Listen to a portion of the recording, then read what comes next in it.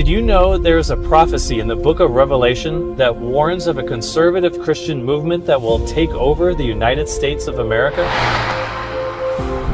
Christian leaders are calling for the abandonment of the separation of church and state and the implementation of Christian laws right here in America. They want to turn this 250-year-old republic into a Christian theocracy, and they don't even realize it, but prophecy reveals they're going to get it. This is the 250th anniversary of our freedom, but the prophetic fate of the American Republic reveals this is the beginning of a conservative Christian takeover of America. As we get ready to celebrate America's 250th birthday, one of our founding principles is still being tested. It's what this nation was built on, this promise that we could come here and that we could live out our faith. Love Jesus! You need to be able, as an American, to follow your personal conscience.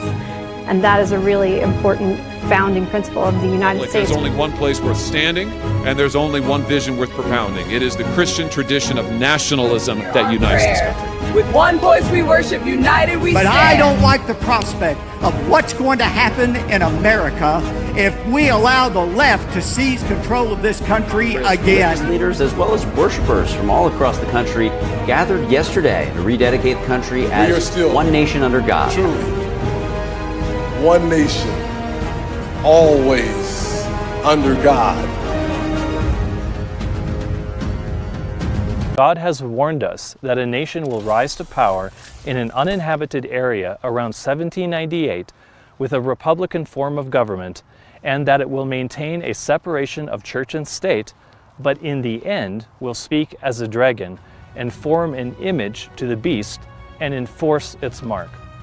And now you know why the right-wing apostate Christian movements happening now in this country will take over the United States of America.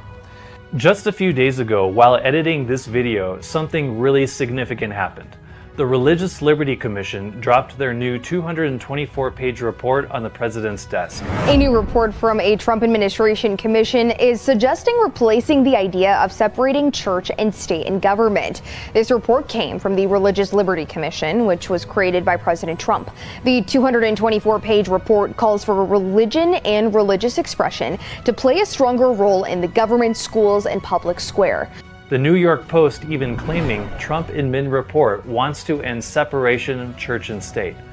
The Hill reported Trump's religious liberty report calls for building bridges between church and state.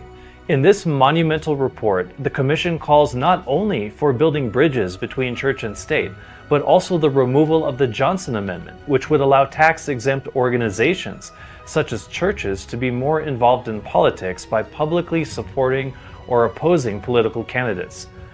The report also calls for the Department of Justice to clarify what is meant by the Establishment Clause. So, Mr. President, recommendation number 1, instruct the Department of Justice to issue guidance clarifying the proper understanding of the Establishment Clause and the separation of church and state.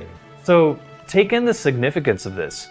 Here we are, 250 years after our nation gained its independence, reinterpreting the First Amendment and the meaning of separation of church and state, so that faith-based groups are protected and given more political power in the civil government.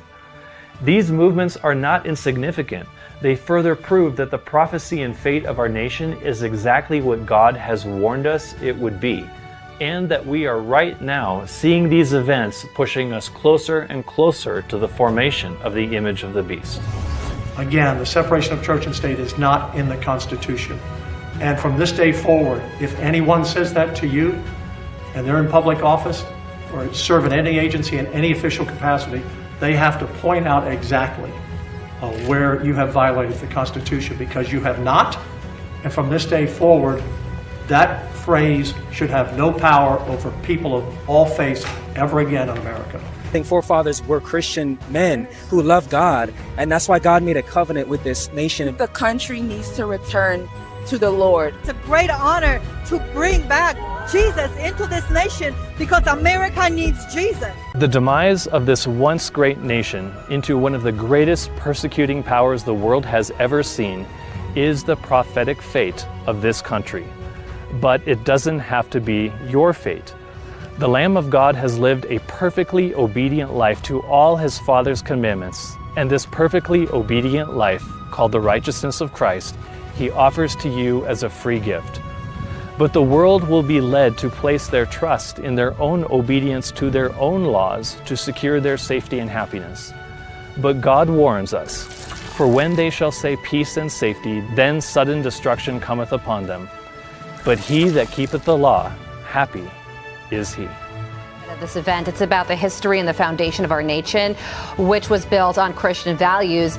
This is really, truly rededicating the country to God in a time when, religion and God have been de-emphasized. And so that's why you're starting to see this revival. People are asking, there must be more than this. I'm not an accident, and they're looking for a creator. This is just one step in the long line of religious tradition of Christian leaders in America rededicating this nation to Jesus Christ and to God.